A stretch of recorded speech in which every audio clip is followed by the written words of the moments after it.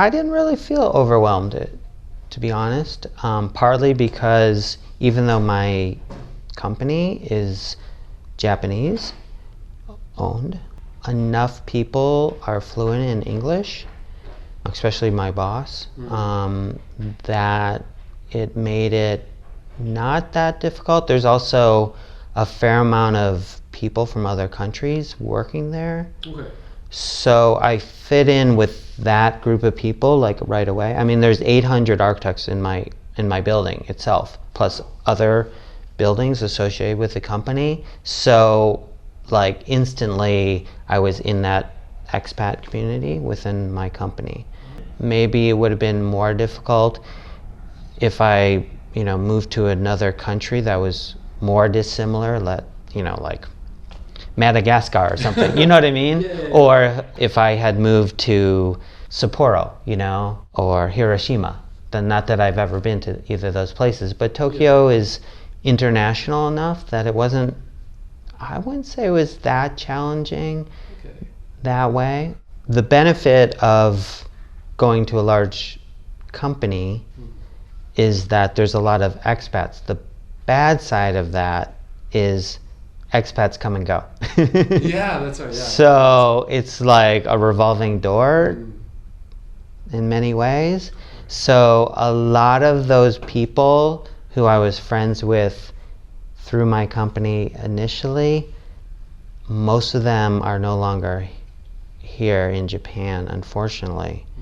Well, also I feel great because to some degree that I now have connections dispersed all over the world that I can call on if I, go to Mexico City or London or wherever, Seoul.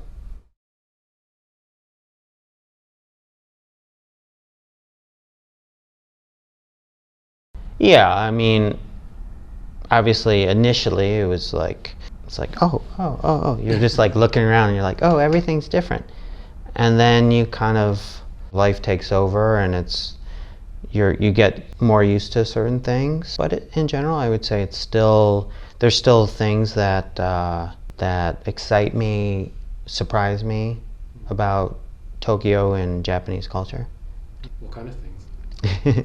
Well, there's a lot. I mean, there are the things that I think probably a lot of Japanese people know from talking to foreigners, how Japanese people will leave their wallet and bag on the table at let's say a cafe and walk away from it, maybe go to the bathroom or whatever.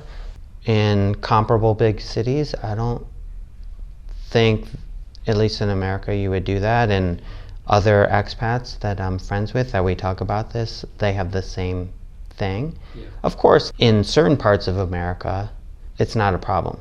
But if you were to compare Tokyo to, let's say, my neighborhood in Boston, or, New York City or whatever, you wouldn't do that. There's other things. Of course, I knew about people taking their shoes off, let's say, to go into an apartment. But it did surprise me going into the locker room at the gym, taking off my shoes to go into the dressing room at a department store. That surprised me. Yeah. I even went into a meeting where I had to take my shoes off to go into the meeting room. Or at a restaurant, I'm sure you've experienced that many times. I mean, there's like almost too many things that surprised me to list.